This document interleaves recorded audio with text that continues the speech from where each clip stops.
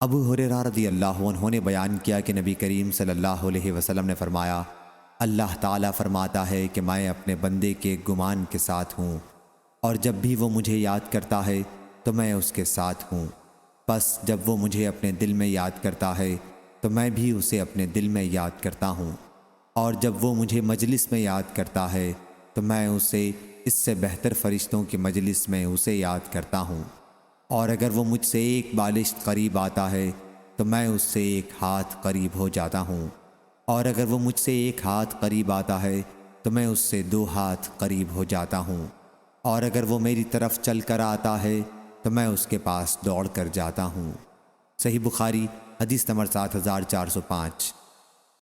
صلی اللہ علی محمد صلی اللہ